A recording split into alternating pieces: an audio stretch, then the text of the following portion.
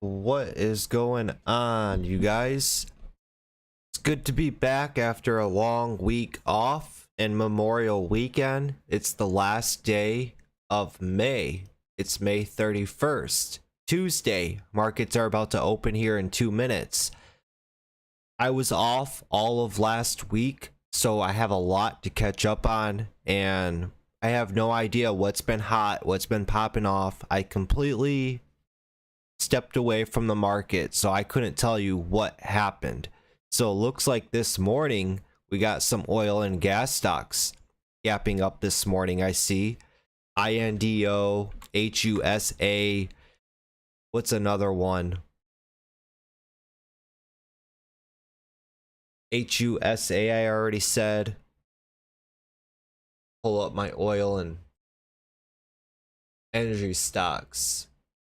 MARPS is another one. So a little bit of activity here in oil and gas this morning. We'll see if this continues. We got futures getting a slight little gap down, but I personally think after looking at the SPY, I think the rally continues. I just think we're getting a little pullback.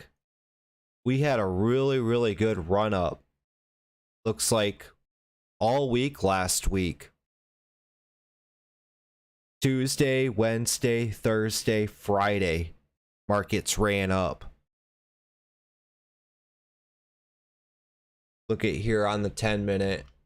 1, 2, 3, 4, 5. 5 straight days the markets rallied up. So that was good just before the Memorial Weekend. We could run up. I'm looking about 430 on the SPY. That's just a quick glance. I'm not digging too deep into it. That's almost right where that 50-day is. I also see there was a newer IPO that was on my list too. This VERU is still up near its highs. This had a good run up, it looked like.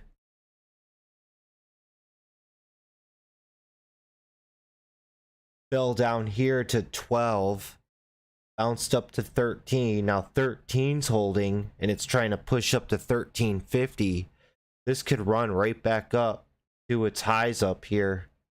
1550.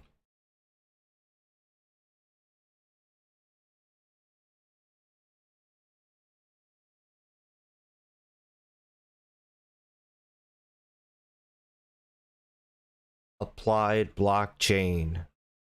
I'm seeing a few blockchain cryptocurrency related things popping up too. APLD HIVE, Hive blockchain. Looks like UPST is still going strong.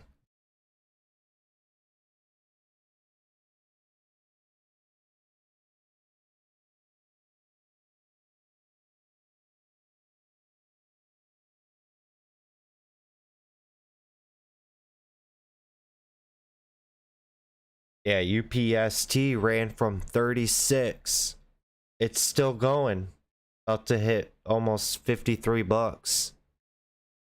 Got a big gap to fill all the way up to $70, $71.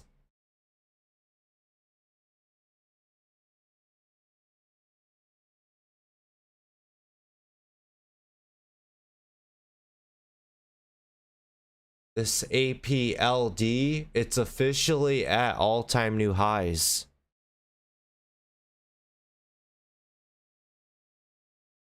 Up over 5. This thing could really start rolling.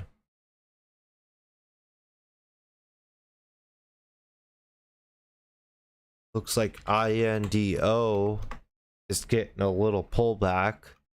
I could see this one running back up and testing 20 again.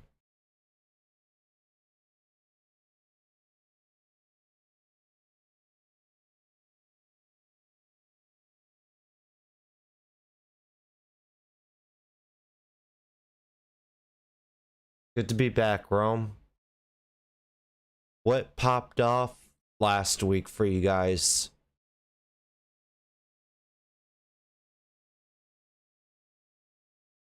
SIGA.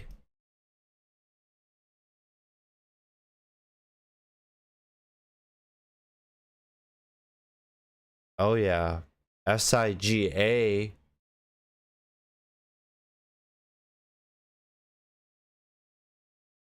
ran up a few times.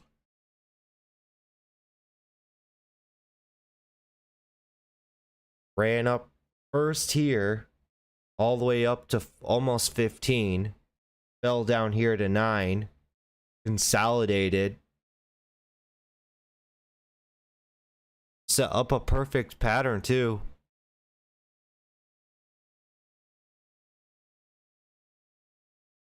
It wedged out right here. Wedged out, broke up out of that pattern, pulled back and held. Had a nice little moving average squeeze going on. And from 9.25, nice run up here. All the way up to almost 15 bucks. That one was a good one. Let's see if we can hold up at this 11 area for SIGA. I'll throw this one up.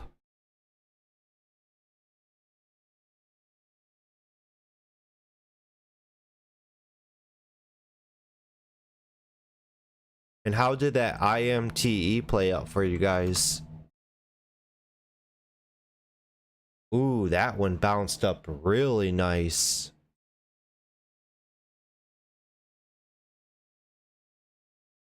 Looks like it's squeezing.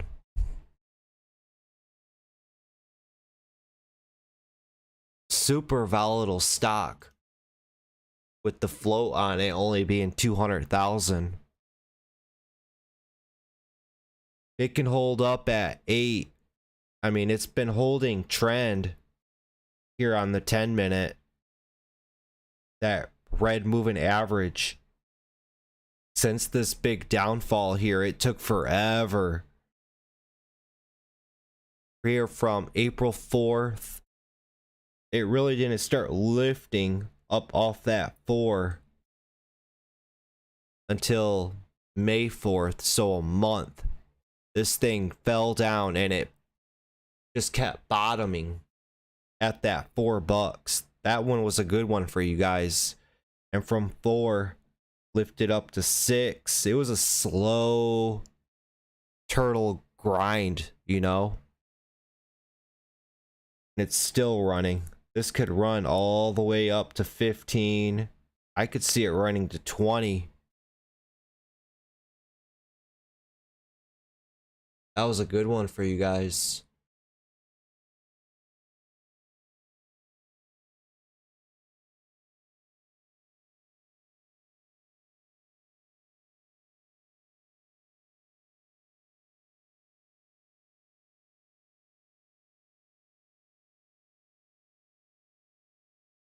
Very nice, Rome. Very nice. Yeah, that was a good recovery Friday on IMTE right there. And with it running up now, just follow the trend, man. Follow the trend on the 10-minute. Look at that. Remember how I tell you guys to go off of a stock's personality? When you look at the daily chart on IMTE, this stock has a personality. It likes to run for multiple days. Runs up here, falls down, runs up all here, then falls down.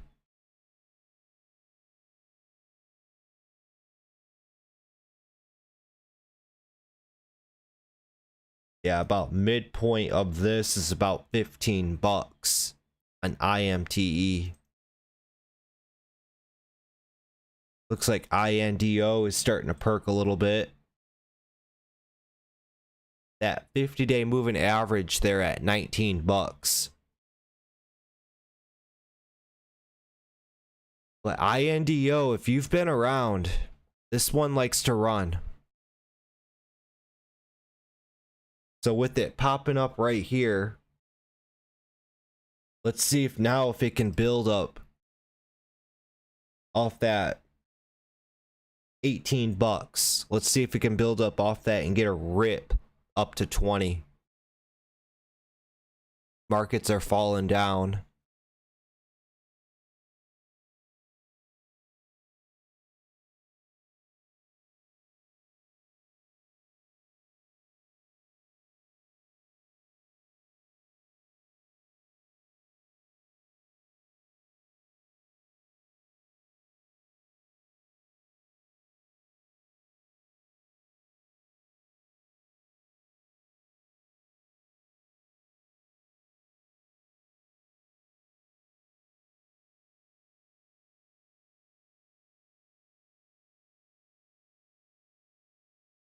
Watch this INDO here real quick. So far, so good on it.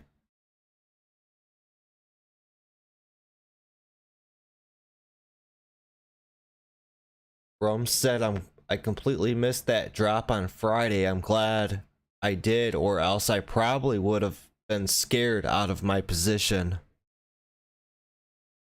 Yeah, a fall like that, it could be hard to hold on to something like that.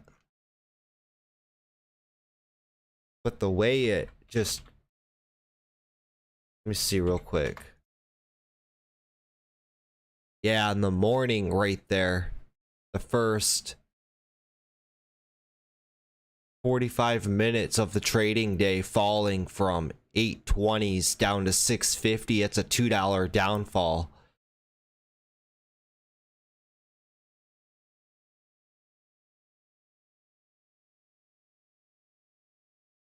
Let me go back to IMTE though real quick.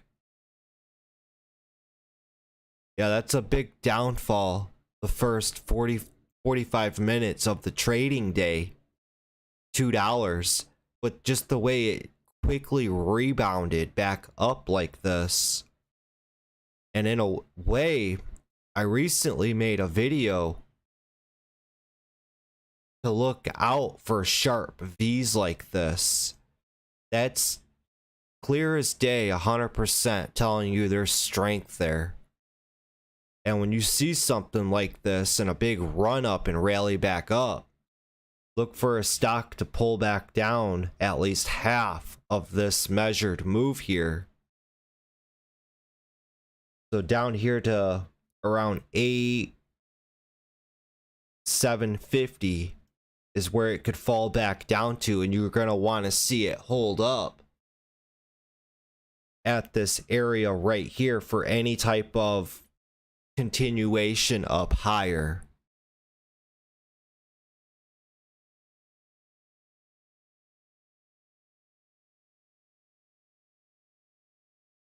So far, INDO right off of that 18 bucks to $19.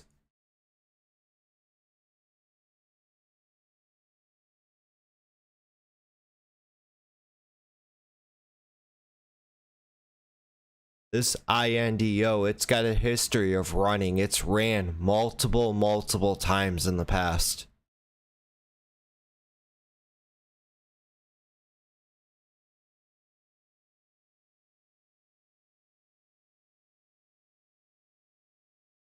If INDO gets up over $20, it's going to be a party.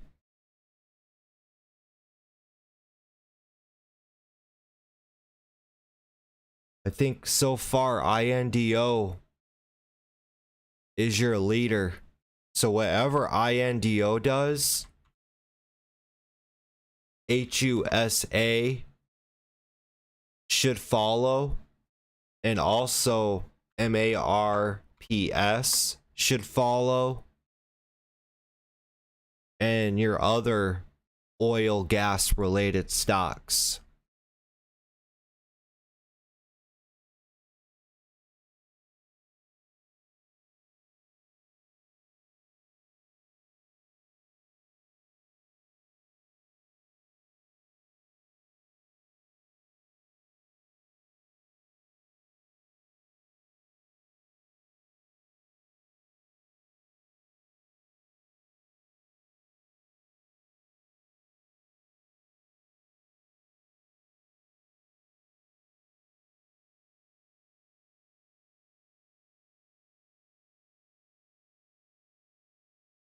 So far, good day to be back. INDO popping off. UVXY is lifting.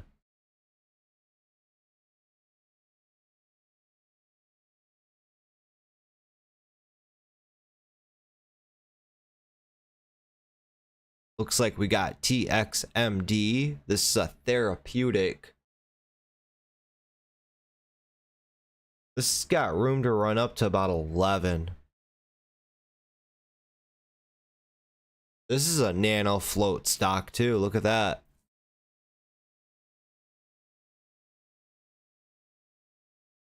Float on this one is only 152,000.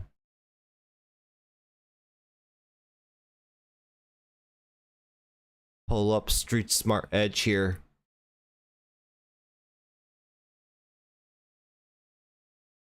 Right there. Total float 152.2 thousand. That's a super nano float there.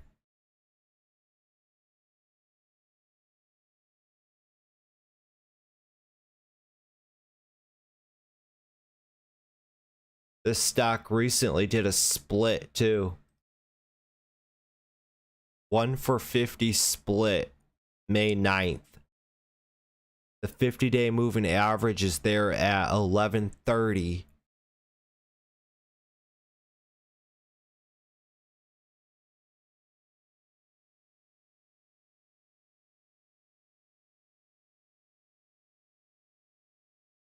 Just like IMTE. I'm gonna throw this one up too.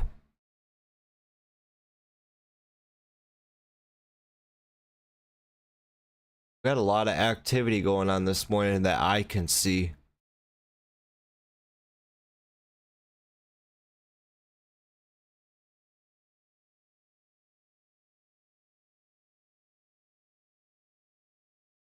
We also have MLTX. This one, you could see it on the 10-minute chart. There was no history of price action recently. It ran up to 15, then it fell down here to 450, bounced up to 650, and it's finally breaking up right here. So we could run all the way up to, I'm gonna say $12 on MLTX. The float is 12 million.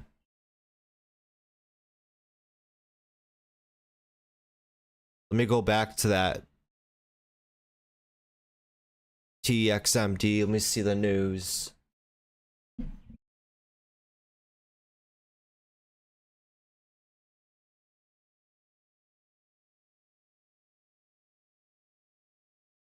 All right, it looks like Therapeutics MD more than triples on deal to be acquired by EW Healthcare.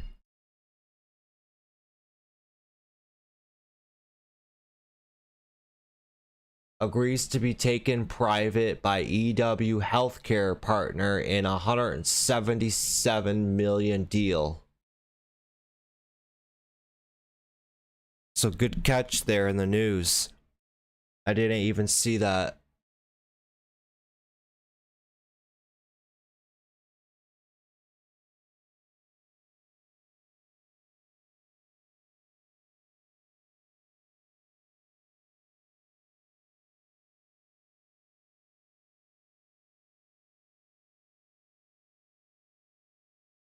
With that being said, with the buyout,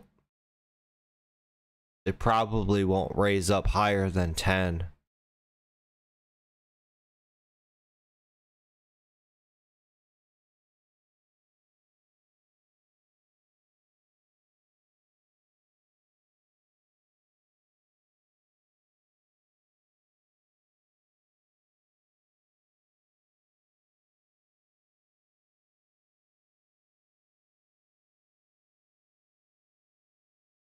I don't see any news here with MLTX.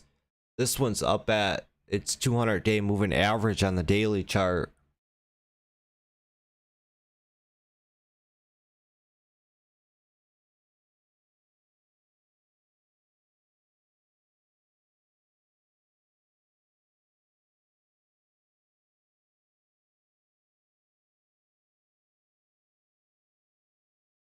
Good morning, Calvin.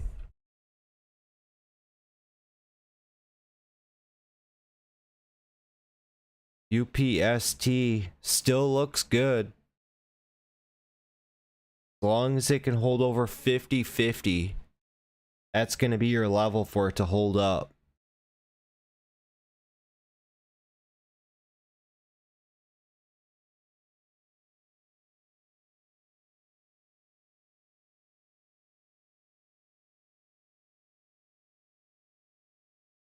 This is another example, too, of your sharp V up like that. Now, if it can pull back, measured half this move right there, about 50-50 right there. Hold up right there, bounce up off that. We can run up to 53, 54, 55. Got a good setup.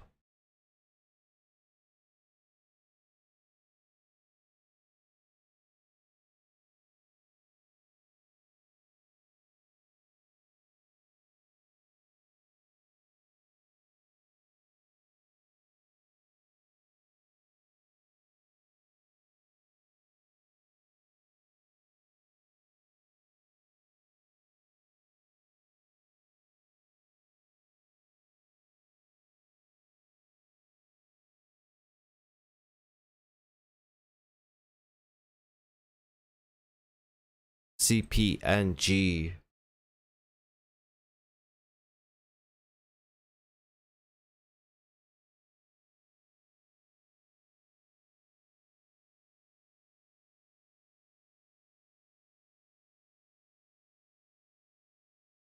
That float is 1.5 billion.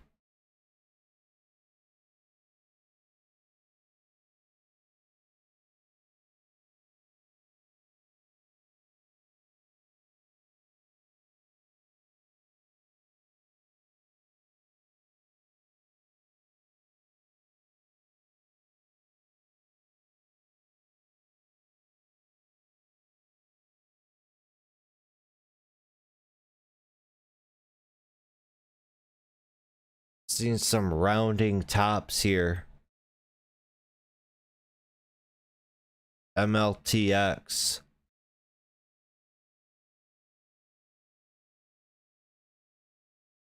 This has a look, though. It's got to look like I could see it ramping up to 10.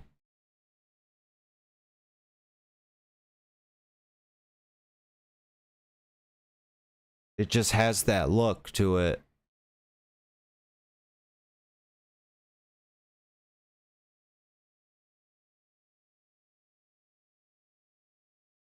I'm gonna say the make it or break it line is gonna be here at 750.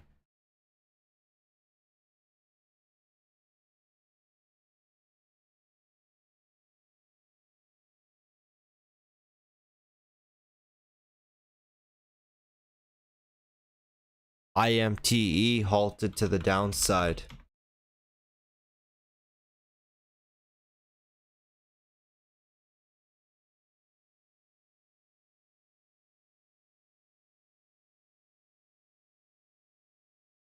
So let's see. 61.8 and 50% is at 750.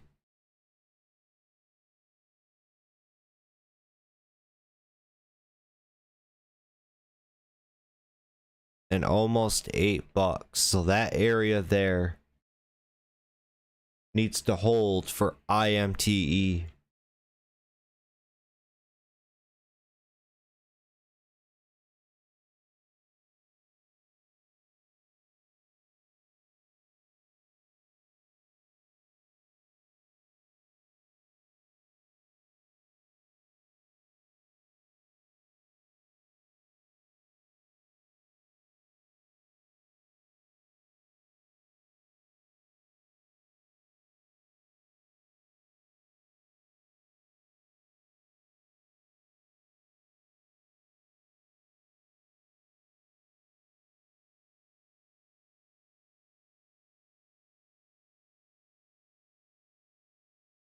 JAN, another press release of somebody acquiring them.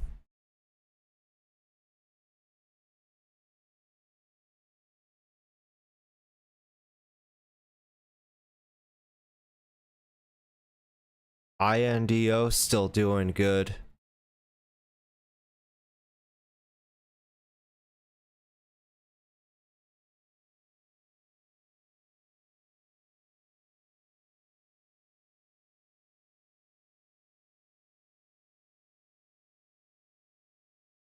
We got CTT running up.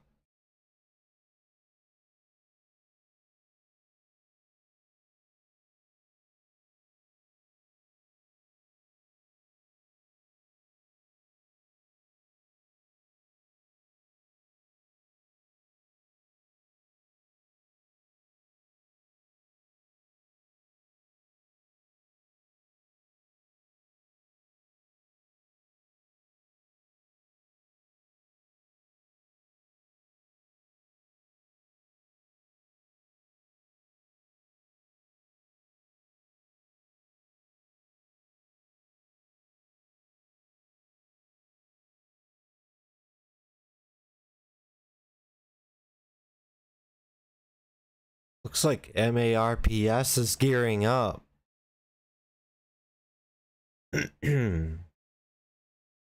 This needs to hold up 950. Right where that VWAP's at. Watch out. If INDO goes, MARPS sure to follow. Same with HUSA.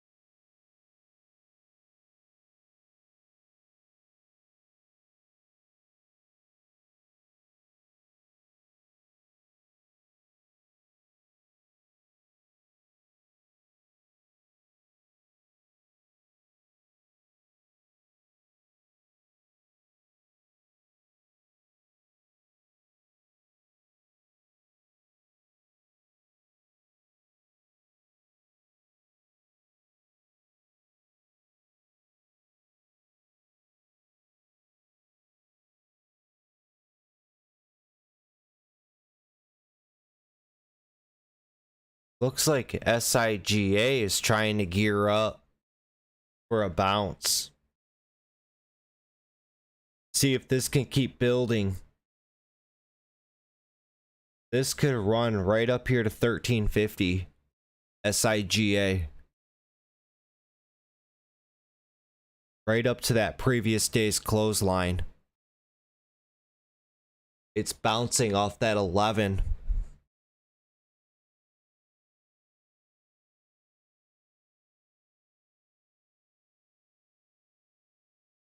You can easily plot on a trend line on this. It's gearing up to break that trend line. And from this morning, it was trending down here, bounced off of 11, broke up out of that. Now it's getting that pullback here, like a micro pullback to potentially try and reverse.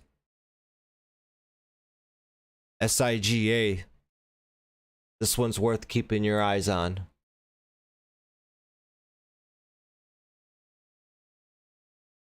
I'm gonna say 1250 and then 1350 are the targets.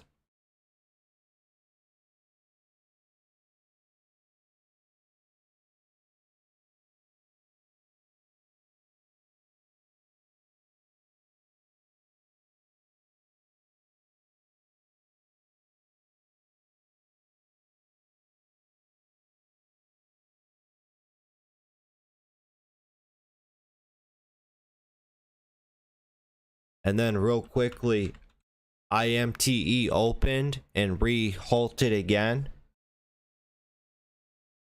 fell all the way down to 7 and then lifted right back up. Now it's halted up at 8. This is going to be a wild stock, a wild one, because it's a nano float. Anytime you have a nano float stock, price action is going to be super insane crazy when this stock starts to get volatile.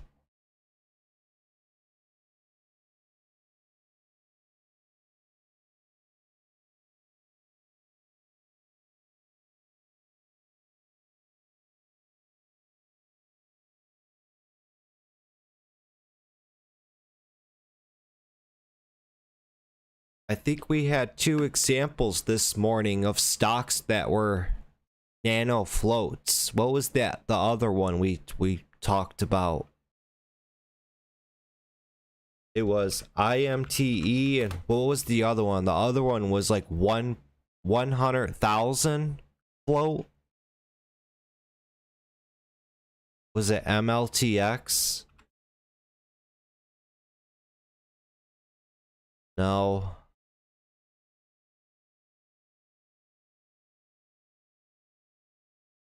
CPNG? No.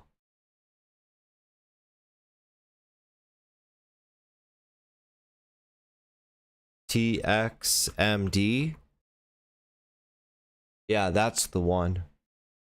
TXMD.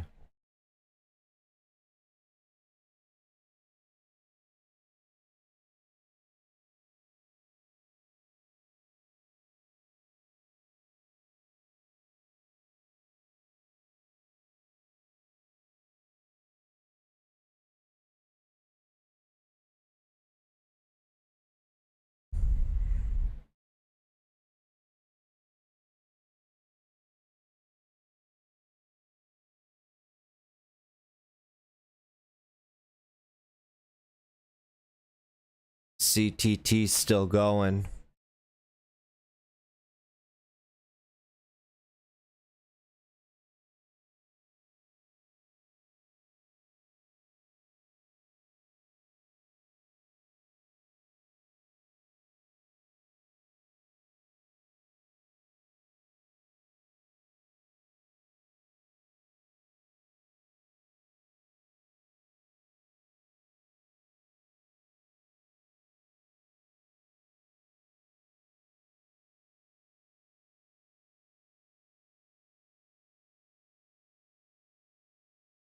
So far, so good. SIGA.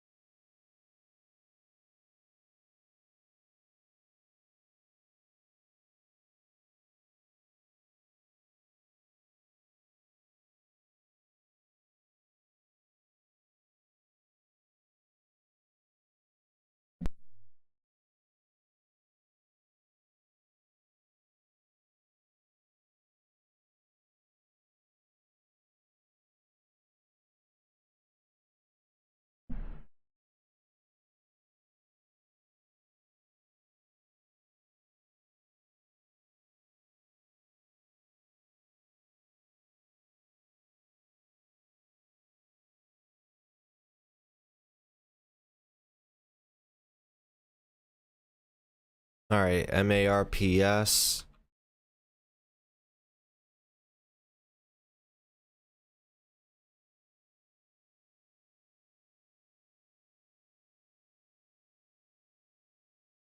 float is 1.5 million.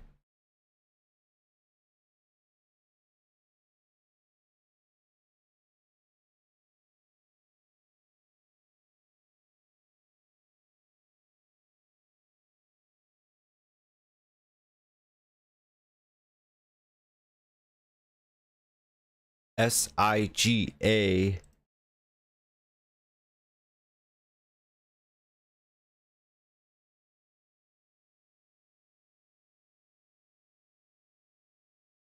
gotta hold that 11. Build up off of that 11.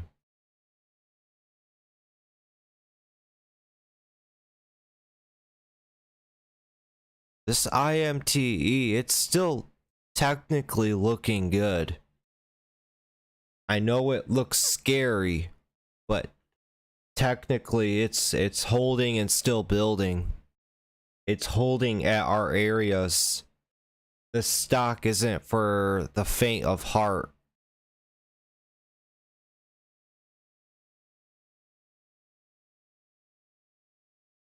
We hold in this level here, 758, and build. We're gonna get real tight, and then later on, it's got the potential to squeeze up over 9, run up to 10, and get that euphoric run up to that target of $15 we were talking about. That's the potential.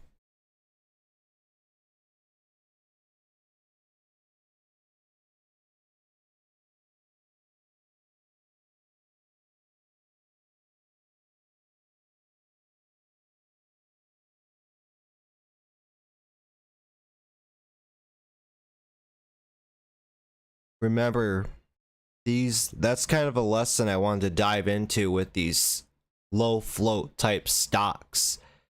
You can easily get caught up in the 1 minute and overlook the big picture and what's going on. This is still technically holding trend. See, this morning it came right back down again and it bounced right off of that red moving average. And what this is doing, it's curving out like this. You can clearly see it's holding trend. So technically it has not broken that trend. It's still in trend. And it's bouncing up.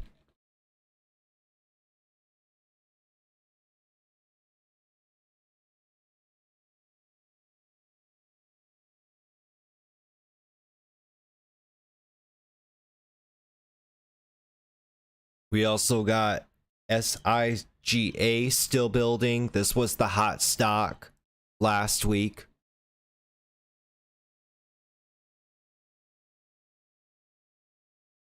We'll talk about this one too later on. COVID-1, Sean Zero kicked my butt literally. Were you able to kick it though? You feeling better? Good to see you in the chat at least.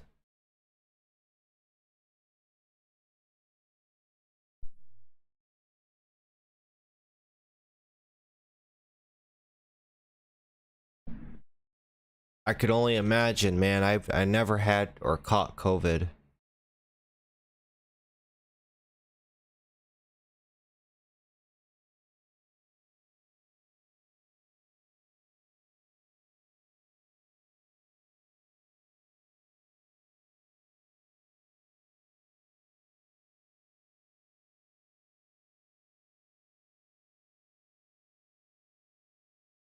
Did you lose sense of your taste and smell?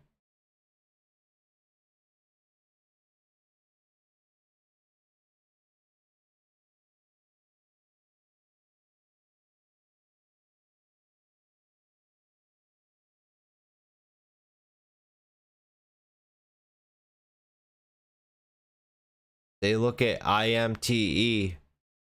She's pushing right up to that level up here. So it's looking like it's gonna run up, touch this $9, and then it's gonna pull back. And it's gonna pull back down. I'm gonna say near this $8.25, $8 level. and then it's going to play around in that level and set up for a squeeze later on.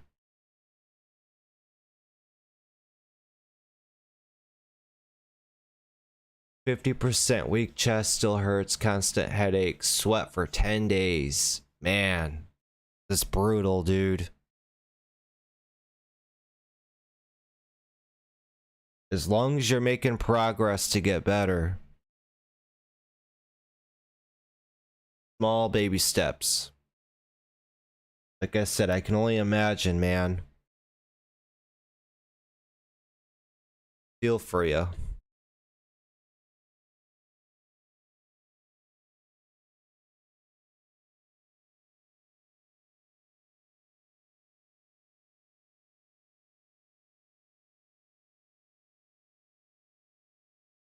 There goes SIGA. This has been a good one for us so far.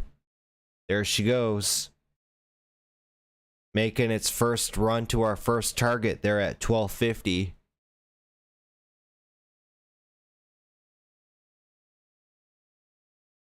Some good setups this morning. Bjork says HUSA. Yeah, HUSA's been a good one this morning as well. It just ran up $1. It's still holding trend. You still got energy and oil stocks holding their gains. They're still setting up.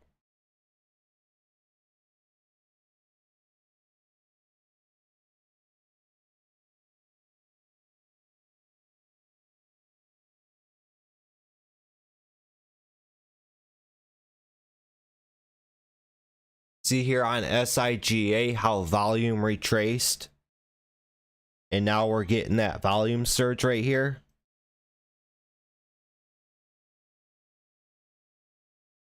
Everyone different, friend, one day. My kid just sniffles, sister was off for 30 days. Yeah, it affects everybody differently.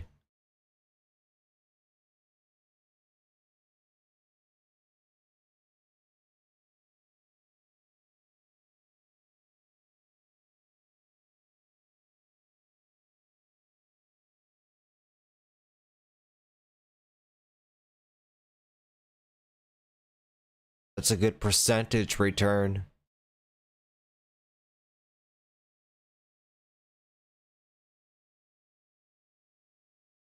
Close it up and lock it in, man.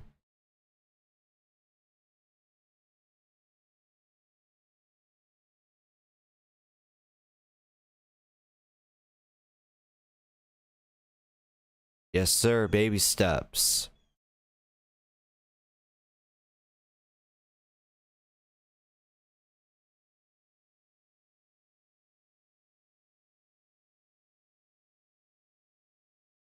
It's a good $1 push on SIGA.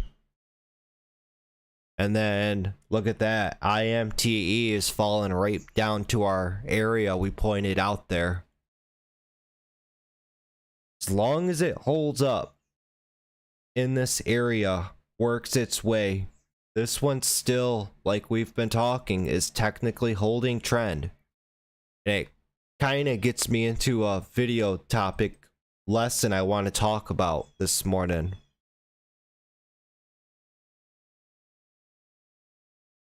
Let me pull up FinViz real quick so I have a second source to go off of.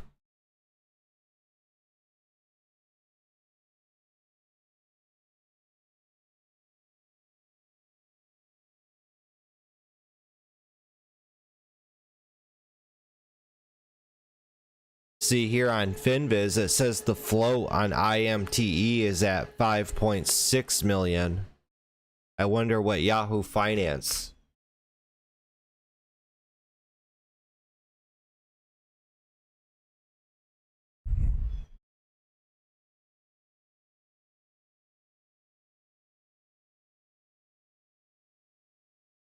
AMC's trending.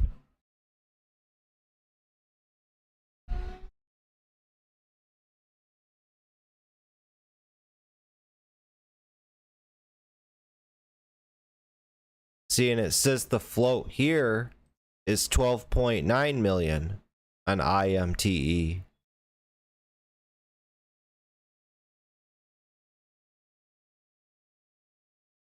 Let me turn that on. Help with your guys' eyes.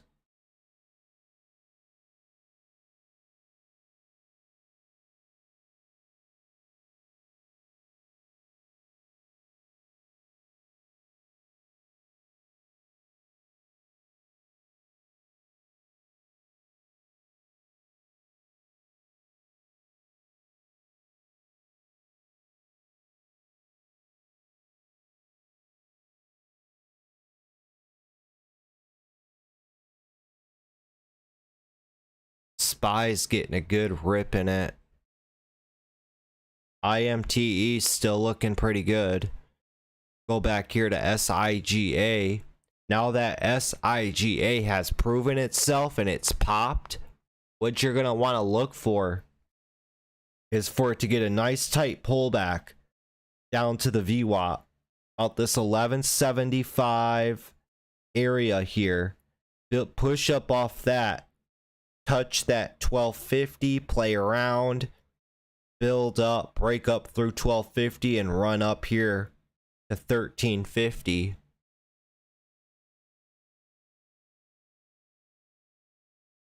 Which is right at that previous day's close, and this is where this stock was wedging out right here.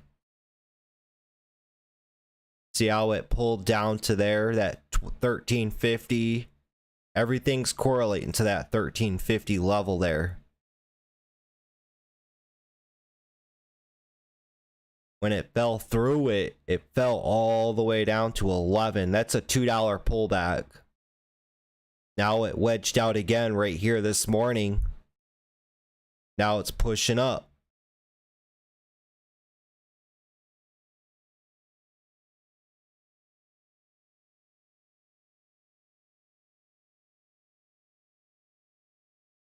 And look at how volume just comes back to it. Like, on Friday, this was the #1 stock probably, because it ran from $10 up to almost $15 all day. All that volume just pumping into it all day. And then the next day, Monday, it's gapping down. Look at how much volume just dips out on it, but then it starts to come back, and look at volume comes right back into it. You'll honestly pick up on how volume likes to jump around in the markets. Pretty fascinating to track, and you do see patterns. If somebody tells you that there's no patterns, they're full of it. We see human behavioral patterns over and over and over and over again.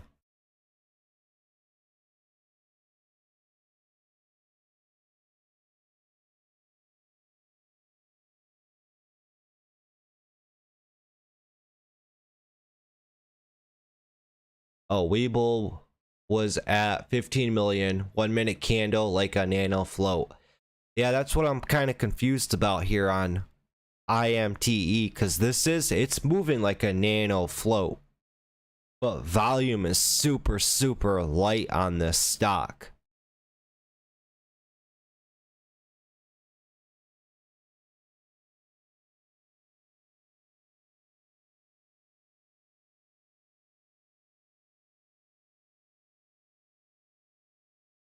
Check 1 2 3. Just testing my microphone. Test. My microphone sound all right? All right, thank you.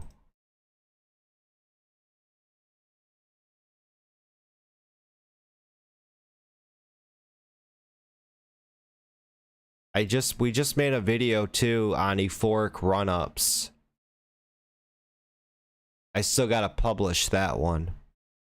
I was gonna do a part 2 of that. The euphoric run-ups. Let me pull it over.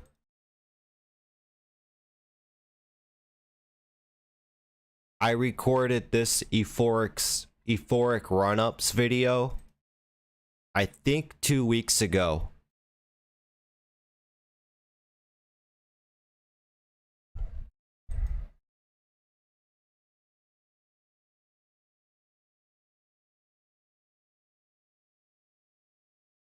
Trying to look at,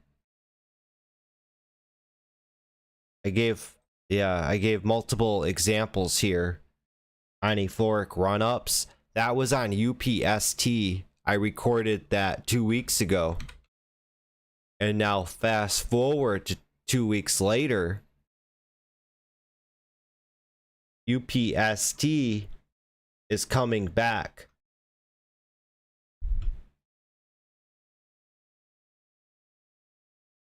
It was trending up for multiple days here. Trending up, and trending up. When it starts to get like that straight up vertical, like straight up, that's when you can start to realize it's a bit overextended. Like trending up right here, and then the straight shot up. They come in all different shapes and sizes, and we've seen this multiple times. See here on the 1 minute, it looks different than the 10-minute. Notice every day this stock was just gradually trending up, and then on Friday, that was the euphoric day right there, just straight up. And now it's starting to fall down, and it's starting to top out. It's getting way overextended, and people don't realize to look back and say to themselves that, hey, this stock just ran up nonstop. 1 day, 2 day, 3 day, 4 day. This is the 5th day now that this stock has ran up, and it's ran up from $35 all the way up to $52. That's a pretty big run up, if you were to ask me. And for 5 days straight, and then you get people asking, how much further do you think it's gonna go? And when you look back on it, it's like, dude, it already ran up $20 a share. How much further do you expect it to go? You know?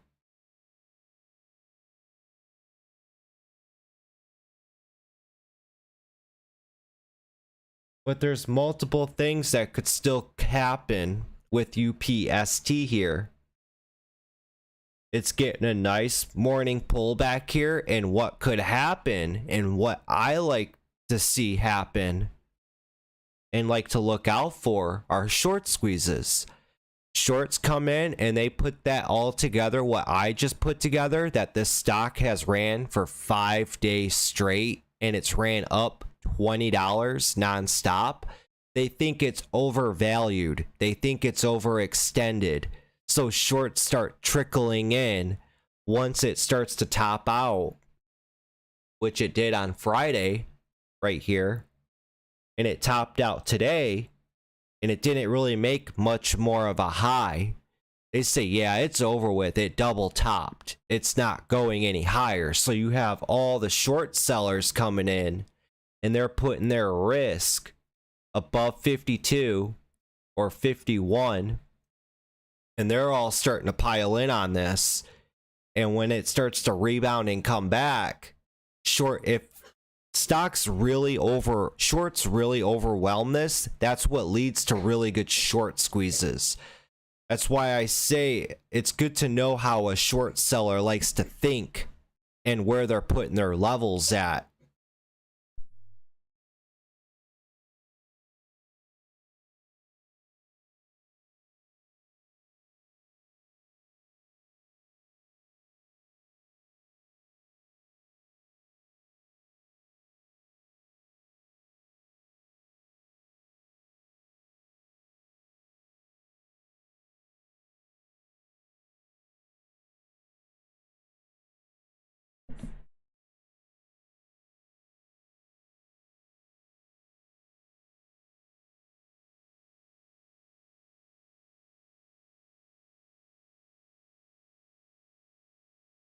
Yeah, that's one of my favorite things to look out for, are really good short squeezes.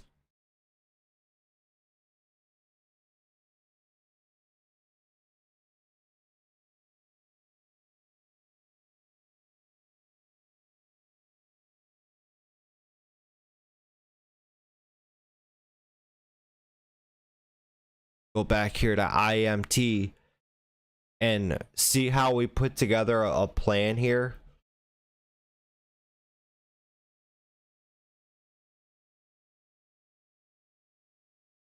See how we put together a plan this morning on IMTE for how it would pull back down to our levels, which were those green lines. And then when it ran up to 9, right here, we said watch for it to pull back down to this $8 level and then play around in this big level here to potentially set up for a squeeze up over that $9 later on in the day.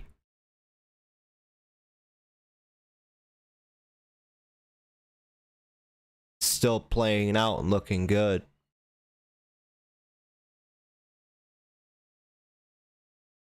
You could see too, right here, where I draw this X out, the IMTE fell from that level pretty hard, wouldn't you say? I think that would be a area of interest to pay attention to. So, and look at the stock bounced back up and it was finding resistance right at that level it fell through. So we've talked about this lots of times before too, you guys, where you want to focus on areas stocks fall from or surge from, not just specific tops and bottoms, but areas where stocks explode from.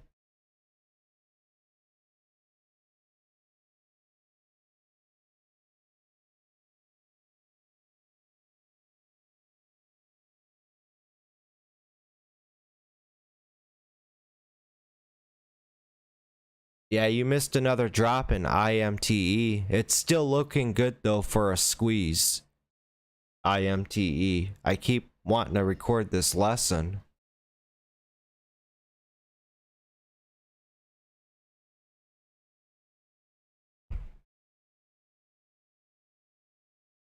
The SPY just had a good run up too. I think the SPY continues up.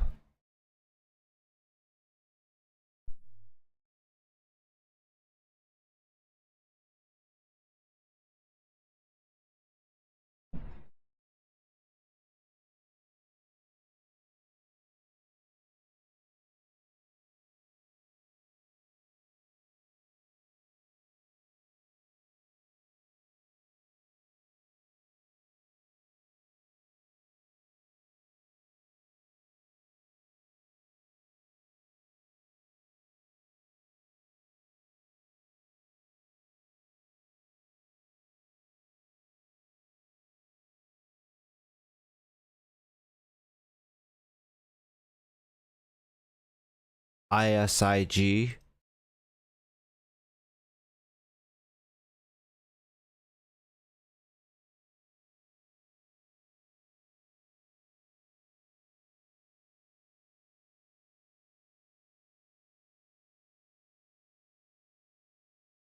Yeah, don't write this ISIG off. It still looks good. It can fall. It can fall back down here probably to $8, $9. It is a bit overextended here with it 1, 2, 3, 4, 5, 6. It's on its 8th straight green day. So it needs a pullback. It's a bit overextended. Break it down here to the, yeah, this is extended, man. I'm gonna say it needs a nice pullback down here to about $8.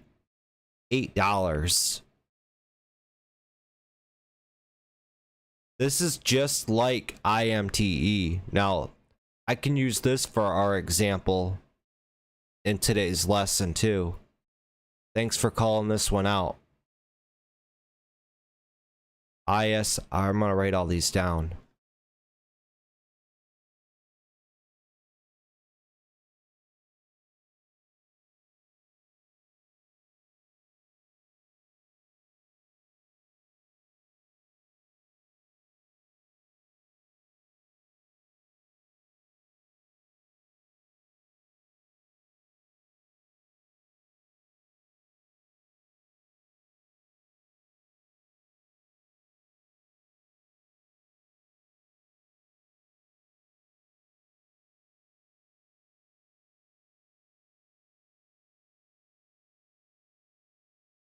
All right.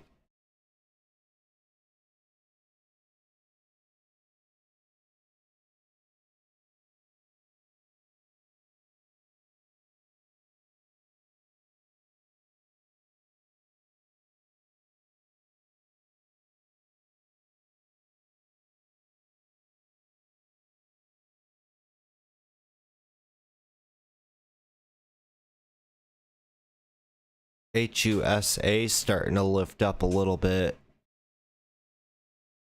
We've had some good runs today. Some good runs.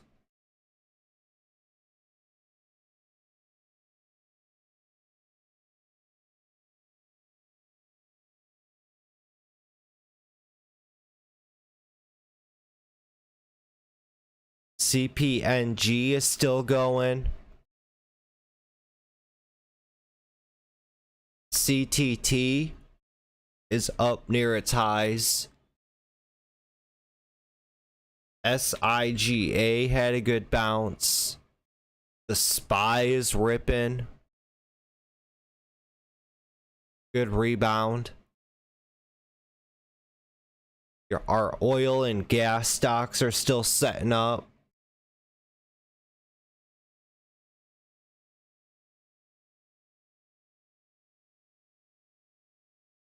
UPST is still performing. AFRM is still going. Yeah, there's a lot of good activity today.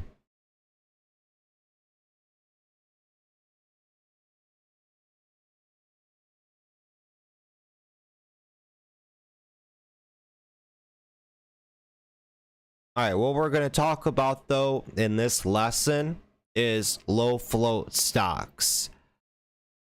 In a lot of my videos, you guys will always hear me talk about or mention a stock's float. And for those of you that don't know what a stock's float is, to sum it up real quickly, it's the available amount of shares for the public to trade, for the average retail investor, which is you watching this video, and myself to trade. It's not the total number of shares that the company has, period. It's the available amount of shares for the public to trade freely with their brokerages. Now with IMTE here, this is what I would like to say is a nano float stock. A nano float stock, for me, when the float of the stock is under 1 million shares. We'll pull up Street Smart Edge here, and I'm going to highlight a little area right here. The total float, it says it right there, real small, is 225,000. That's a super low float stock. So I would consider it a nano float. A nano float, anything under 1 million shares, in my term, is nano. We got IMTE, 225,000 float. It says here on Street Smart Edge. Let's pull up another stock that's a nano float. MARPS. This one's almost a nano float. The float on it is 1.6 million. Now, even though million of shares, that is a lot. It's a big number, but in the financial world, that's really small. That's really small. Another one here. ISIG. The float on this is only 1.1 million. Really low float stock. Now, when you get into your bigger name companies like Ford, ticker symbol F, you see the float on this is 3.9 billion. That's a massive float. Massive. Facebook, 2.3 billion float. Tesla, 857 million float. So the float on these are bigger. Whenever you have a bigger float, you're going to need more volume to get price action up and going. You don't have to worry about these big name companies because every single day they have a really good consistent volume. On average, you could see Tesla here does on average 32 million in volume on average every single day. And that's just going off of what I see with my eye. So every day they're rotating that float, or every 2 days, I would say they're rotating the float on Tesla. Or every week, I would say they're rotating the float. Go back here on IMTE. With the float on this at 225,000, don't just use one source to get your float. The more sources that you have, the better. You're going to see a lot of traders out there, they like to use, for example, Yahoo Finance. We look up IMTE on here, go to the statistics. You see the float here, it says it's 12.9 million right there. We go to finviz.com, another popular website traders like to use. You see the float here says 5.6 million. So we're cross-referencing on what's the average float for this stock, because every website is going to update their information. We don't know how often they update it. FinViz could update it every month. Yahoo Finance could be updating their information every 2 weeks. Street Smart Edge, who knows how often they update their information. And now, just for example here too, if you have a Discord and you have a stock bot, I can type in float. We could see what the stock bot says the float for IMTE is. Here on IMTE, it says the float is 5.6 million. So it looks like it's getting its information from FinViz, because it's correlating with what the float is on FinViz. Still, with all three of these sources telling us that the float is 200,000, 5 million, 10 million, we could still say that the float on this is still pretty low. It's a low float stock, IMTE. And going off of the daily chart now as well, you could scroll out on this daily chart. Now, every candle on a daily chart is one trading day. So when looking at a daily chart, what I want to be seeing are big green candles or very long upper wicks. That's telling me that the stock has ran in the past multiple times. These are little characteristics that traders like to look out for, because for traders, we need volatility to trade and make money. We need it. Looking at the daily chart, you could see there's a long upper wick with a red body here. Long upper wick here, here. Few big green candles, upper wicks. There's been recent run-ups on this stock right here. So it's telling us multiple times here on the daily chart that this stock has ran in the past. We're looking for characteristics. When you look at these stocks, you want to kind of be looking at them like people, picking up on human characteristics that the stock has for any future analysis, I'll say. So we're seeing here multiple times that this stock, it likes to run. Obviously, we're paying attention to the bare bone basics is what we're looking for. Recently too, let's zoom in on this. This stock has had multiple run-ups for days straight. All right here, fell down for multiple days, and now it's doing it again. See how these patterns are happening over and over?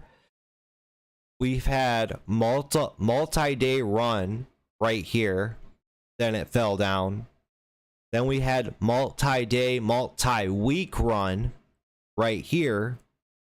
Multi-day, multi-week fall down. And now we're doing it again as we're running from $4 up to almost $10, running up $6. Now we can zoom in. Look at the 10-minute time frame. So for every candle on this chart, it's going to be 10 minutes of trading. The stock recently had a run up right here, running up to $35. After it ran up to 35 and topped out, it fell down, giving back all of its gains, falling all the way to $4 right here.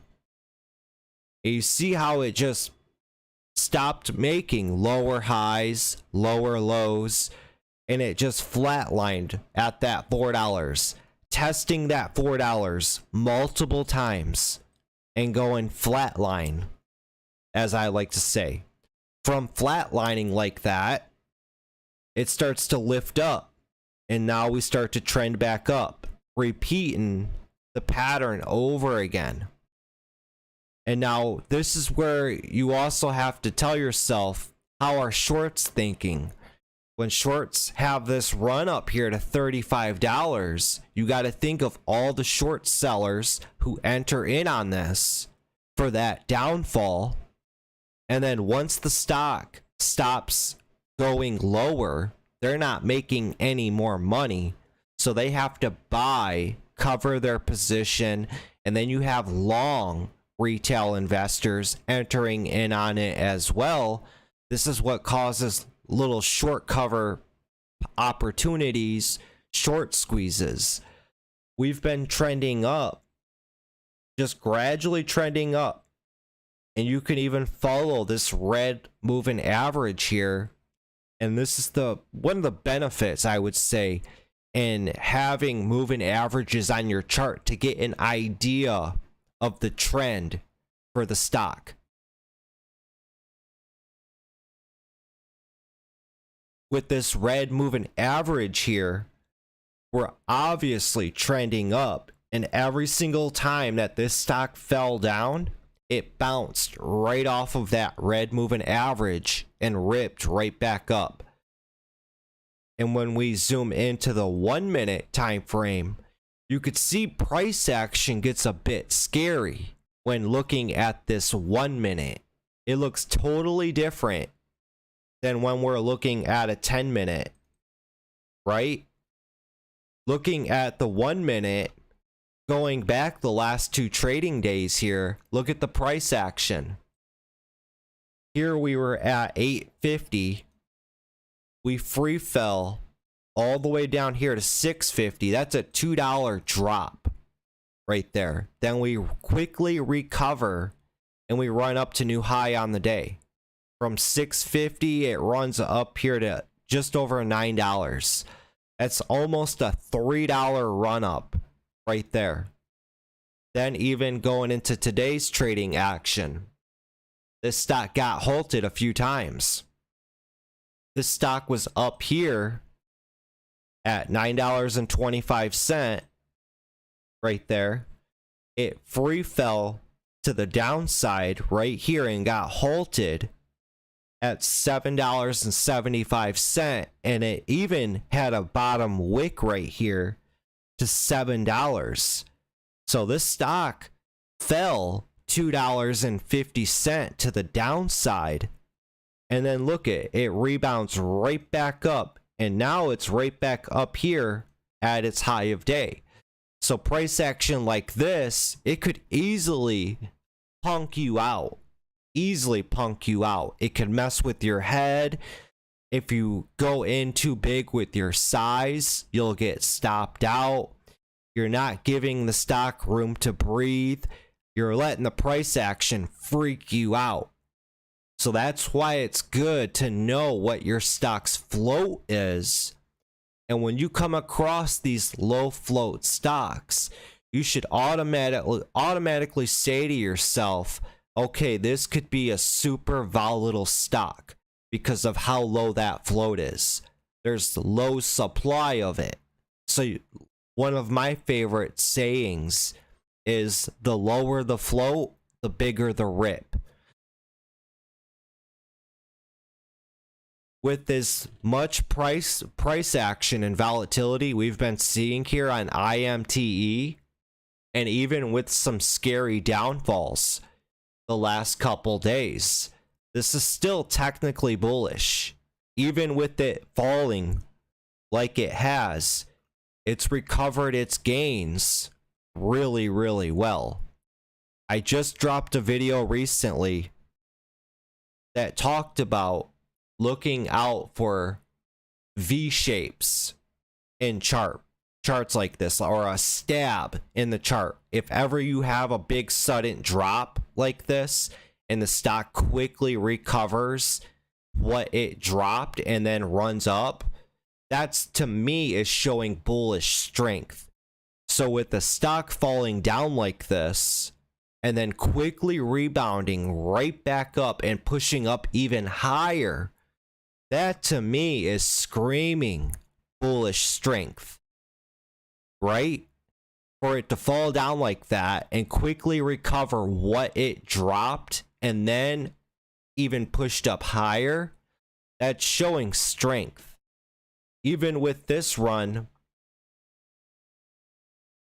this morning, how it ran up here to 930s and then fell down here to 7, how it quickly rips right back up to its highs, that's showing strength to me. If it was weak, this stock would have kept crumbling and falling down lower.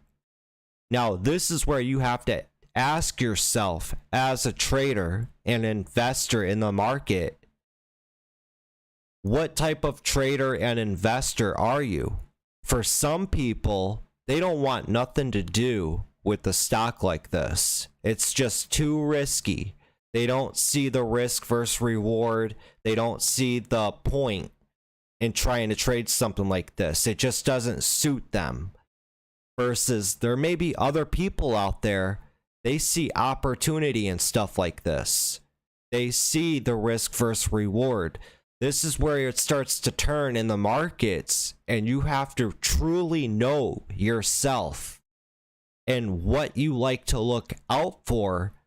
And why I say to you guys, you don't want to really be following anybody's strategy or trading alerts out here.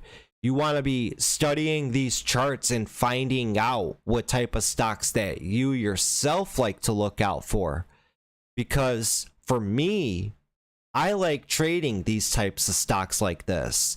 There may be people out there that don't like to trade stock like this, and that's perfectly fine and okay.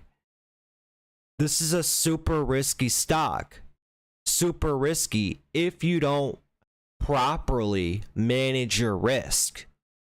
And you see, there could be somebody out there putting out a trading alert for a stock like this, and let's say a newer trader comes into this, they could be going all in on a stock like this, and when they see it drop like that, $2, $3, and then stop them out and then quickly rip right back up to new highs, that's going to trigger emotions.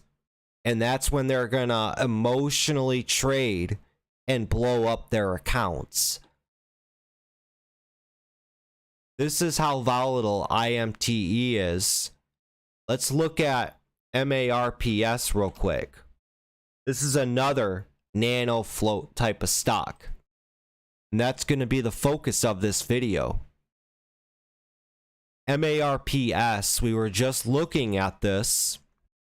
The float on MARPS here on Street Smart Edge, it says the float is 1.6 million.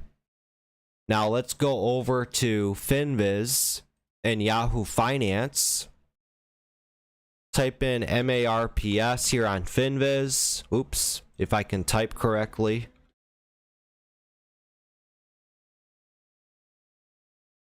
So MARPS on FinViz, it says the float is 1.6 million. So that's a low float stock.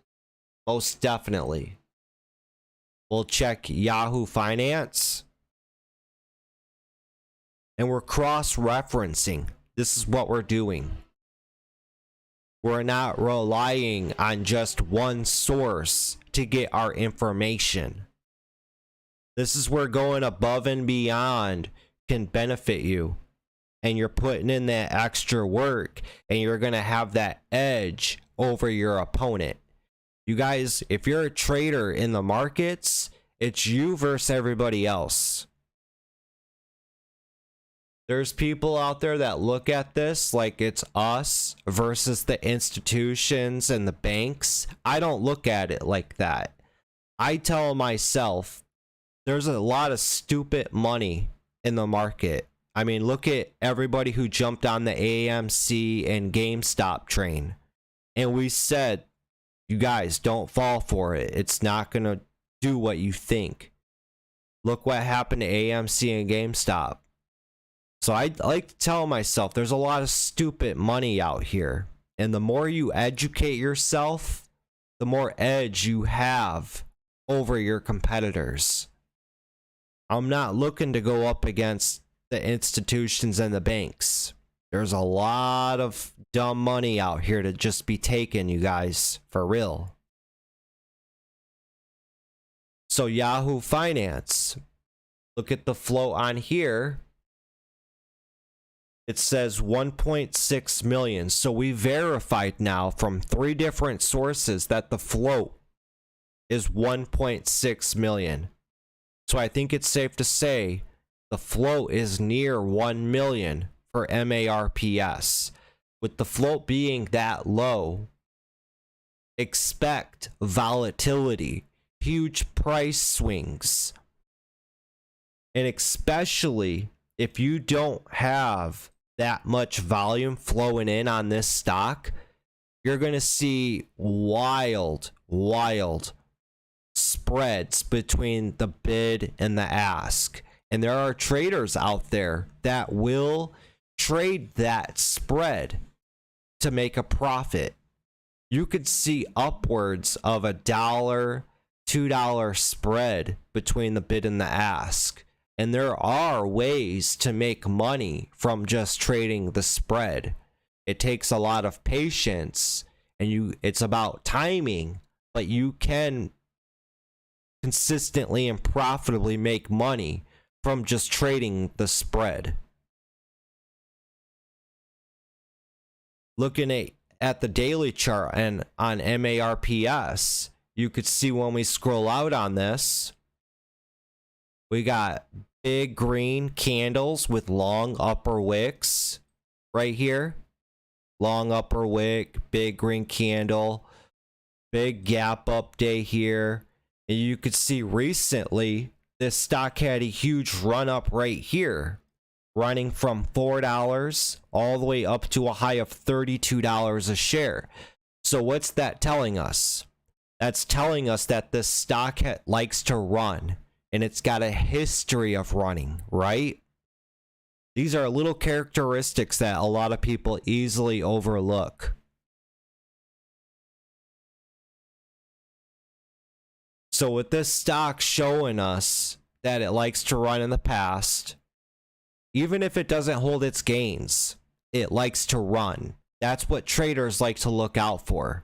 Because for us as traders, we're not looking to hold on to these stocks for days, weeks, months. All we're looking to do is trade it. That's all we're looking to do. We just want a slice of the pie. Even out of this whole move here, right here, and then selling off all day, who knows how many times this stock bounced up $3, pulled back $1, ripped up $3. You're just looking for a little slice of the pie. Buying here, selling there, taking your profit, and then coming back and doing it again the next day. So with MARPS, now we can look at the 1 minute time frame. You see how spotty this chart is? Right here. There's really no volume, no price action going on. And then from $7, within a couple days, this stock is getting some activity here, and it's gapping up and it's ripping up here to $10 a share. Right here. With it getting this recent activity flowing in on it, MARPS, it's in the oil and gas sector. So recently, we can pull them up. We had stocks like INDO, which is an oil and gas energy stock. You could see energy right there. These have been up and in play recently.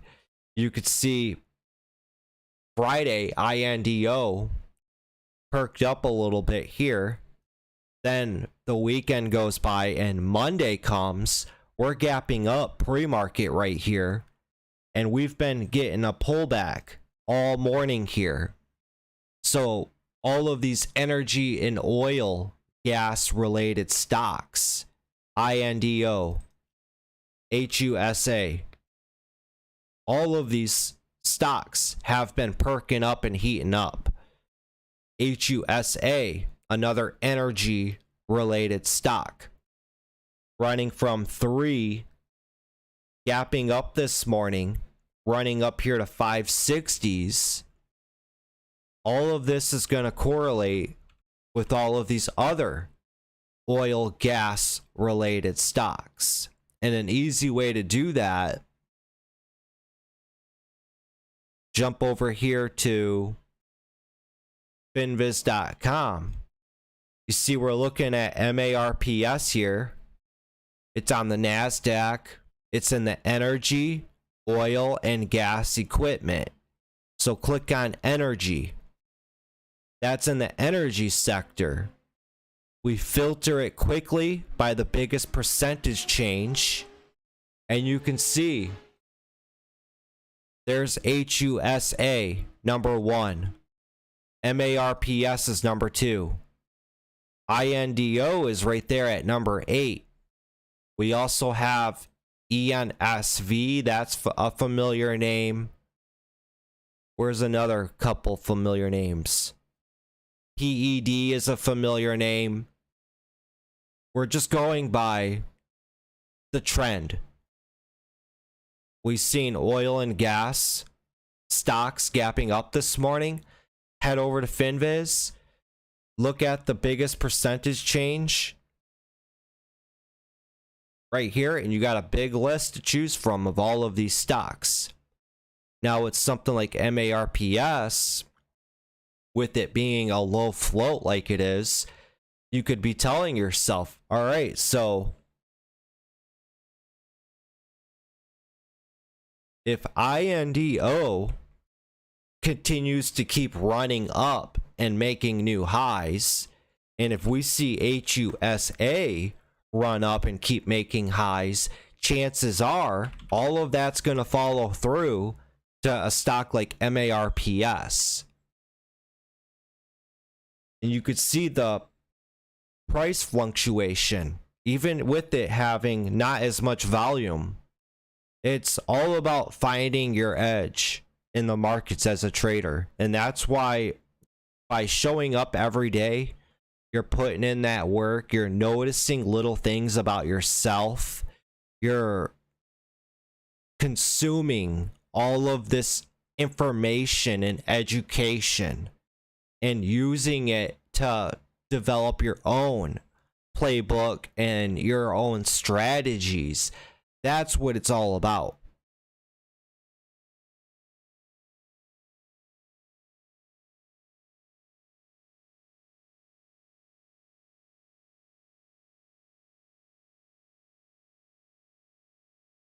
Look at another one real quickly here. ISIG is another low float stock. ISIG, the float on ISIG is 1.1 million for ISIG.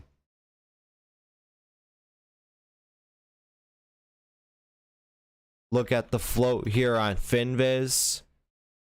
The float is 1.06 million on FinViz. Yahoo Finance, ISIG,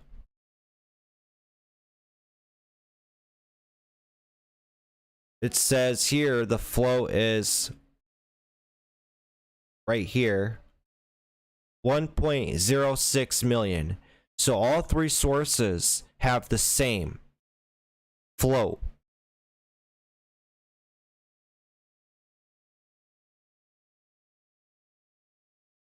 Looking at the daily chart, scroll out on it, you see that there's multiple big green candles, there's a lot of long upper wicks, and there's a real obvious big run up right here from $5 a share, ran all the way up to $35 a share. And look at it, how many times this stock has bounced. Rips up here, pulls back, rips up again, pulls back, rips again, pulls back for days and weeks. You finally get a rip right there. Pulls back, $8, rips up here to $15. Pulls back. This stock, it likes to run. It's obvious on the daily chart. Now we can zoom in. This is the 1 minute chart. Look at the last 3 trading days. Little, no volume. You see it starts to trickle up right here. And then look at that volume explosion right there. And prices from $8 right there. It explodes and rips up to $10 right there. With that's supply and demand taken in effect right there. With it being a low float like it is, and you get that explosion in volume there, that demand hitting that low supply, prices are going to rip to the upside. And from $8, it rips up $2 a share. And since that explosion there, this stock has been holding its gains. And you could see somewhat with your own eyes that this stock is like wedging out at that $10. It's been holding most of its gains. It's looking like it's trying to squeeze up even higher.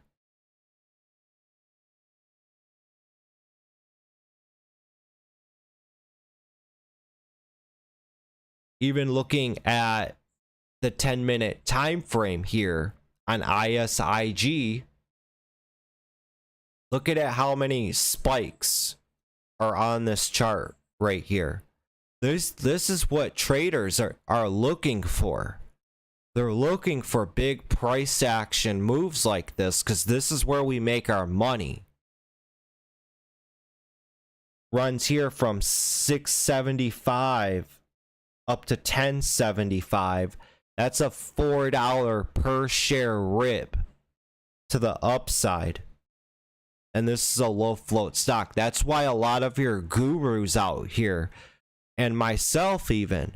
This is why we like to look out for low float stocks, because it doesn't take much volume to get the price up and going, or the stock up and going. And by studying this, you're educating yourself. You see this happen over and over and over and over again. You're looking for human behavioral patterns. That's all we're looking out for.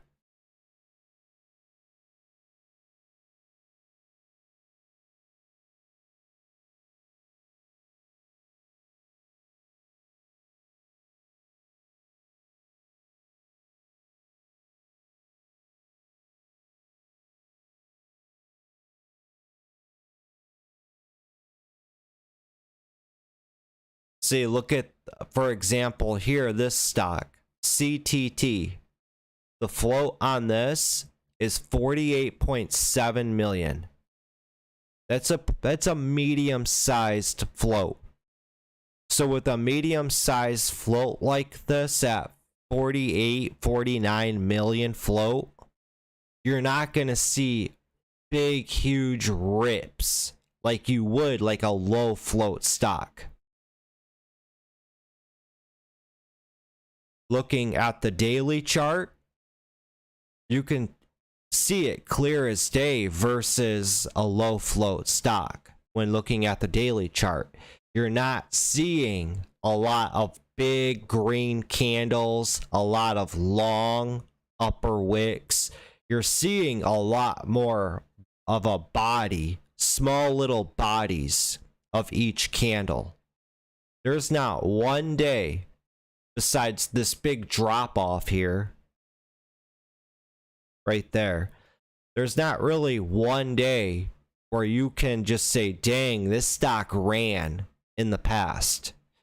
You got all of just these little gradual green bodies here and red bodies. That's all you got. This stock, it's not a runner, as we would say. So this isn't something you'd be looking to have huge big rips to the upside.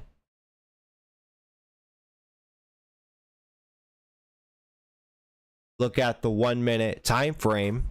Scroll in on this. There is some volatility in this stock, but you're not seeing big explosive moves. You got good volume in on it today. Prices went from 1120, runs up here to 1190, pulls back to 1150, then it grinds right back up to 1190. Then from 1190 it grinds up here to 1235. You see how the stock's moving? It's moving on average and it's grinding. It's not exploding and ripping up to the upside. It's grinding because that float, it's a medium-sized float. See, remember the float on this stock, CTT, it's at 49, almost 49 million float. So you're going to need a lot more volume to get prices up and going for a stock like this. But there are some benefits to trading medium to large float stocks. Think of the float like a train. The larger that float is, think of the stock like a bigger freight train. Once you get that freight train going in one direction, it's going to be hard for just one person to change that trend. Versus a low float, you can look at that stock like a speed bullet train. I don't know my trains, but the lower that float, the smaller and faster that train is going to go. And someone can easily manipulate a lower float stock. This lesson's going to be super, super long and a bit everywhere. This might have even hurt a few people's brains, but it's a lot that goes into this, and you're only going to get better by practice, showing up every day, educating yourself, and knowing what to look out for and putting it together yourself or with a community.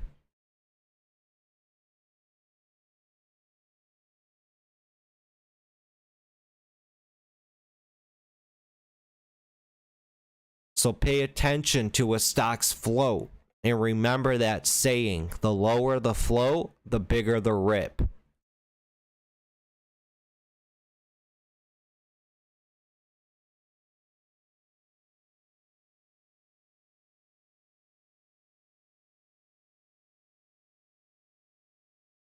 IMTE, with it being a low float like that, you're going to see stocks like this effortlessly rip up and down dollars at a time. Same thing with MARPS. See, look at this stock's up here at $10.15, and look at it, how effortless this stock just free fell down to $8.75. That's a $1.50 downfall, no problem. And then ISIG. Look at how this stock's just sitting here. And then just how effortlessly from $8 it rips up here to $9. And then rips up to 10, 10.50. And then in a blink of an eye, when it's up here at 10.40, just free falls and drops to 8.50. That's a $2 drop in a blink of an eye. And this is a 1 minute chart. So every candle is 1 minute of trading.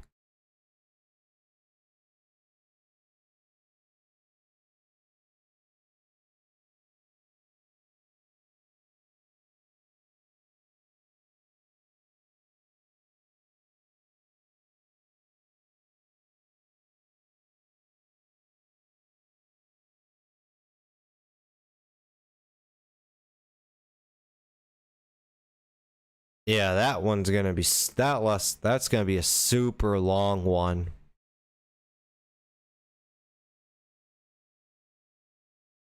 Yeah, 40 minutes by the time I cut that down. It's probably gonna be about a 30 minute.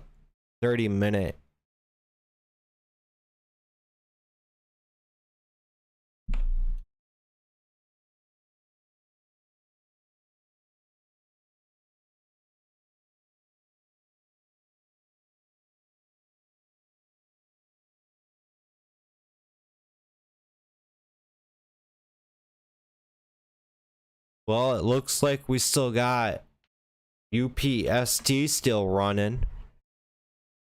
This one had a nice squeeze on it.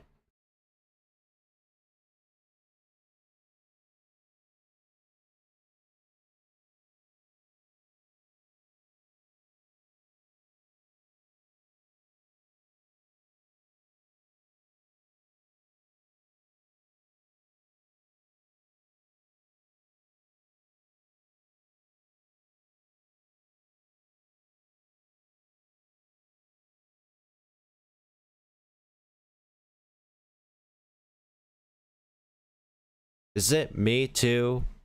Or have we just been seeing a lot of V-shapes? A lot of V-shapes in charts.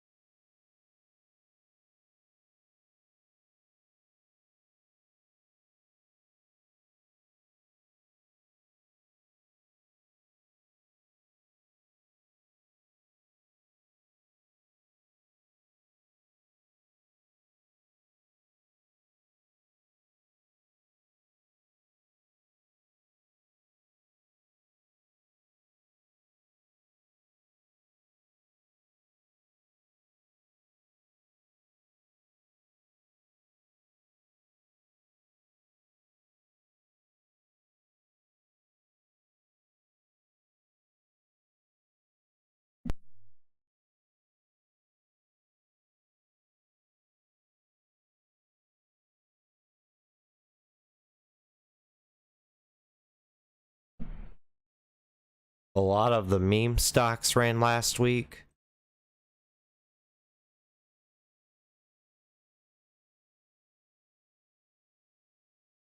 Looks like AMC got a good run. When it dipped down below that 10 bucks, got a nice run up here to 13.50. Pulled back to $10 again, and then it recently ran up to 16. It's still going. Yeah, that's a good run up in AMC.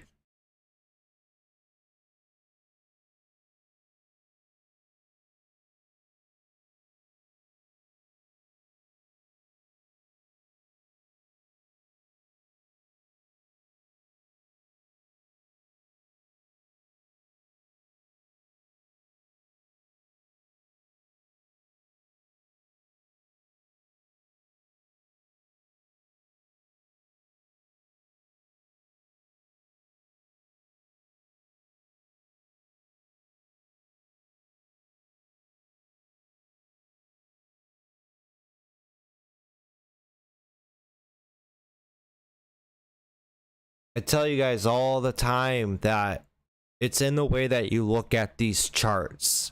We're all going to look at charts differently. We're all going to perceive things differently. And we're all going to receive information differently. Well, I've been a content creator on YouTube here for, I think I'm, 18, 19, 20, 21. I'm about to hit my 4th year of being a content creator on YouTube. I've put out well over total 1,000 videos. So I know all the information that I've put out there, but I do not know what information you have received. When it comes to looking at these charts and looking for stocks that like to run, you've heard me say multiple times that a lot of your retail traders out here, they're all taught to look for stocks that are hitting highs, or they all come into this and they are all naturally buying at high of day or when stocks are at highs. And when you look at these charts, when a stock's in a clear uptrend and it's just making high after high after high, I mean, look at GameStop here, for example, and we're looking at a 10-minute chart. Notice every high that this stock made, all here with this run up, how much volume just kept increasing and increasing and increasing and increasing. All that volume flooding into this stock when it's performing and it's making high after high after high after high after high. But then once the stock stops performing and it's not going any higher, and then once we start making all of these lower lows, lower highs, and we just keep going lower and lower and lower and lower, look at how volume just dries up. Because people move on to other stocks. They move on to other stocks that are performing. And now look at that little rebound there with the little volume spike. And then even with this recent run up here, look at how that volume came back and pushed into it. That's why I love that saying. You want to be looking at volume as if they're seagulls. They're going to run after whatever stock is running up. Now for today, we've had multiple stocks run up to new highs for the day. Let's look at the number one example, SIGA. Now on Friday, we'll look at this 1 minute chart here.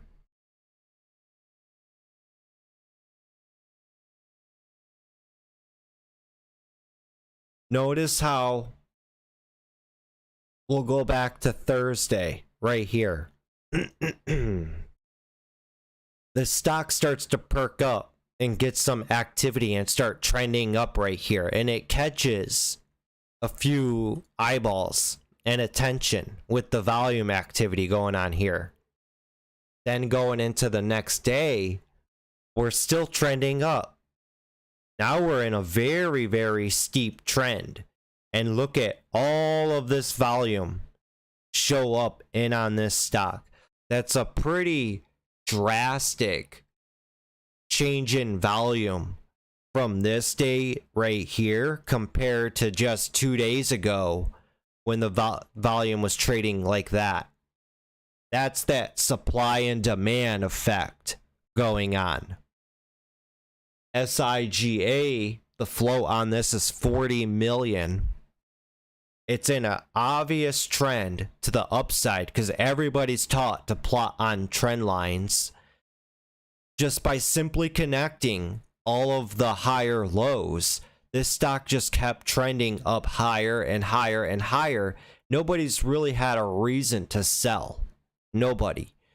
Everybody keeps buying at the trend and running it up higher and higher. And this falls into our euphoric charts video that I just made. Whenever you spot a stock that's been trending for some time, watch out for the stock to get that euphoric explosion, which in a way is like the grand finale. And then everybody dumps it and the stock crashes down. The stock really starts to get that euphoric explosion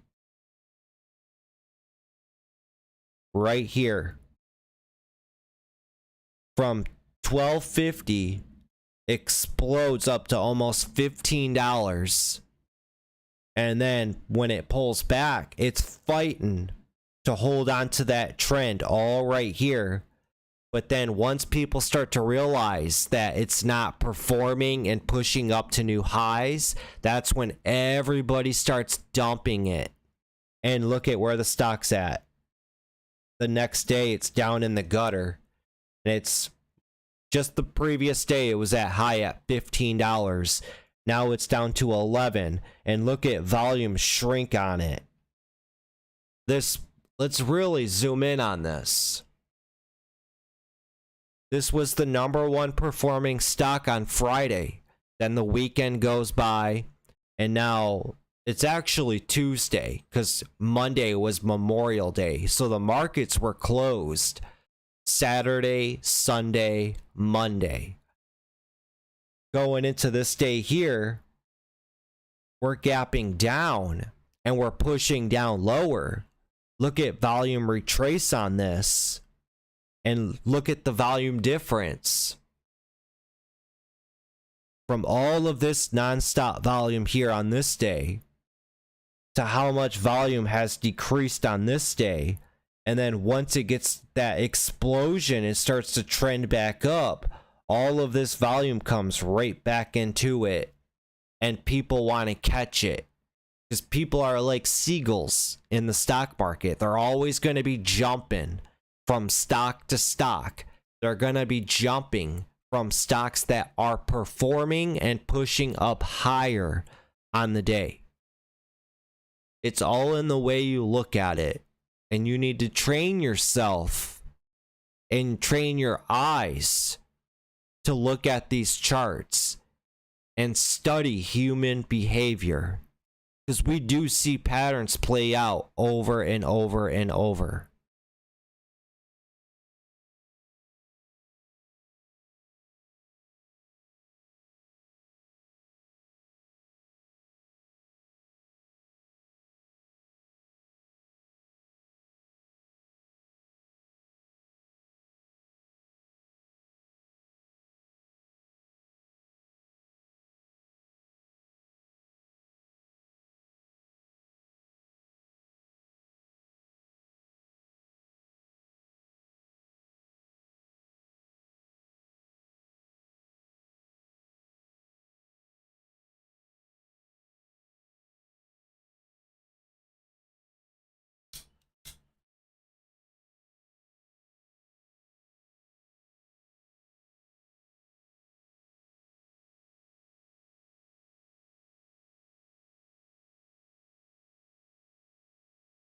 All right, you guys are probably about to hear me repeat myself again because this is going to be a little part 2 of the euphoric lesson that I recorded.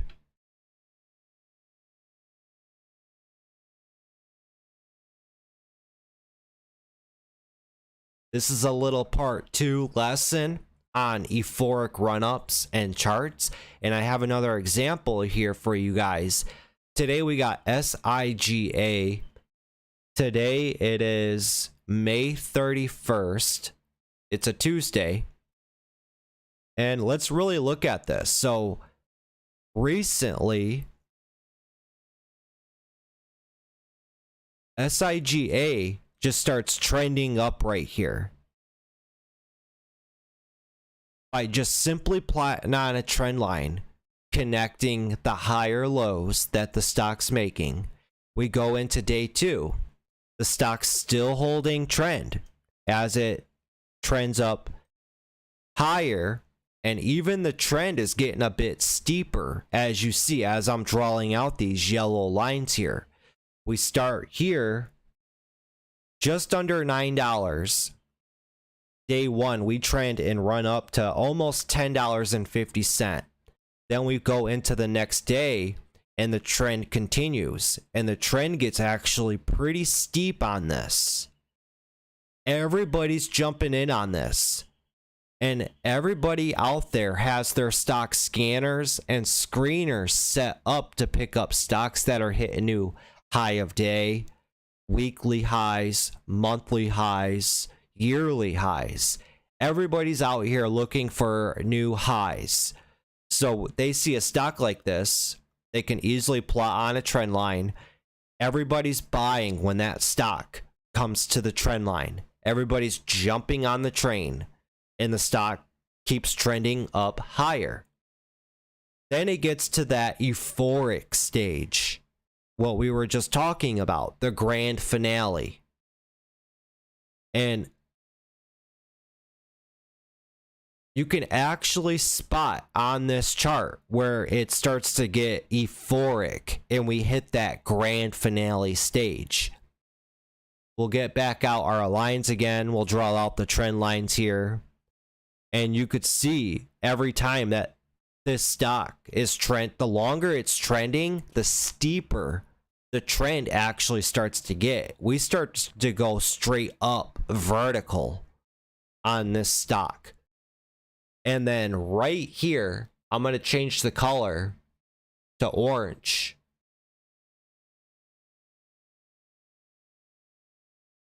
Right here is where we go euphoric, and we get that explosion from $12.50. We get that euphoric explosion up to almost $15. And you can see with the volume here as well, volume is getting at pretty extreme levels. Let's zoom in on this a little bit.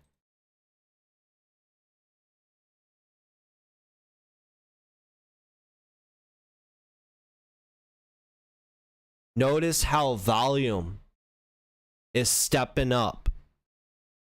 All right here. You could draw a trend line out on it. That's the only thing that sucks with Street Smart Edge. It'll just jump on you like that.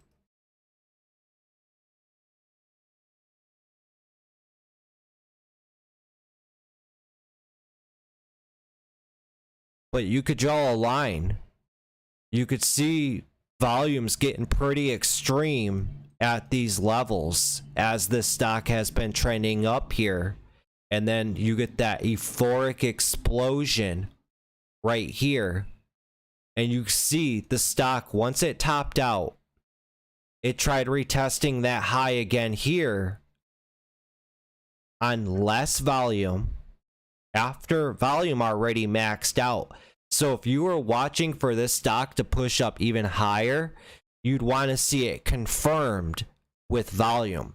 Every time this stock pushes up higher, you want to see it confirmed with higher volume. We start to max out up here, and then we start to fall down. We're still kind of technically holding trend, but now we're going sideways. And once a stock isn't performing and it's not running up to new highs, people start to give up on it. And this is where you need to start being different in the way you think. You have to go back and look at these charts and tell yourself, zoom out on this chart. You see here that this stock was in a downtrend all right here, but then it started to level out right here at $8.50, and then it started to trend up. And look at how steep that trend got. From $8.50, this stock ran all the way up to $15 the last 2 to 3 days. That's a big run for this stock. And you got to think of every person that bought in when this stock was in that trend. When the stock starts to go sideways here and it stops making new highs, everybody's going to start taking that profit and locking it in, crashing the stock, causing the stock the next day get that gap down here, and then everybody keeps dumping it, and it's the supply and demand. If you have everybody overflowing the market with supply, it's going to drive prices lower. They're putting more supply back out into the market. When everybody's jumping in on this as it was trending up, everybody was buying up all of the supply. That demand factor comes in and prices go higher because everybody's consuming all of the supply. That's all the stock market is. It's an auction house.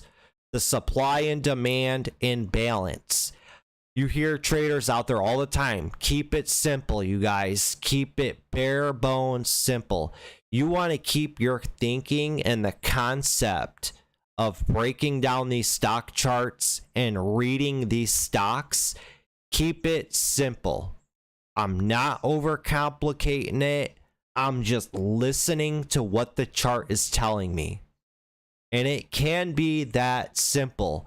But as we all know, and this is what we have said and mentioned multiple times,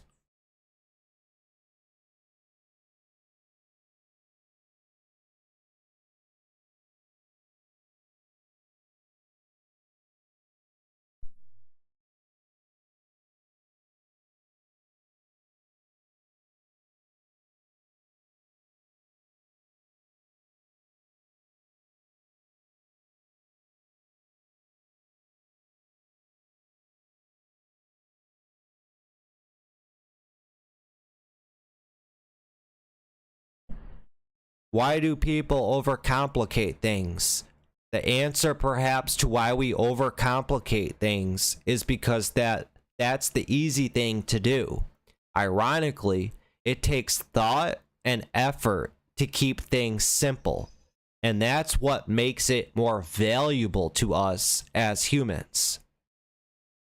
And you guys have seen me show you the cycle of market emotions, or in this case, this is the cycle of market emojis.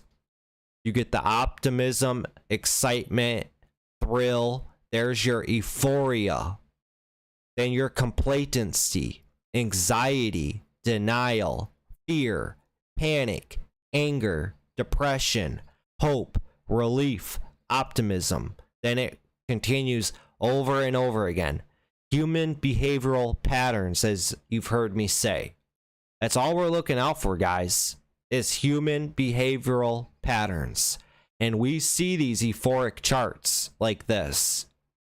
This is what we study, break down to look for in the future to take advantage of. So with SIGA here, this is just another example of the euphoric explosion in these types of stocks that we've seen many times before, and it will continue to happen. Why? Because human nature never changes. Remember that, guys. Human nature never changes. If you're new here to the channel, hit that subscribe button. Join the Trading Learning 101 community where we all grow as traders and investors. Those who stay will be champions. Study, study, study, you guys. Study your butt off. How badly do you want this?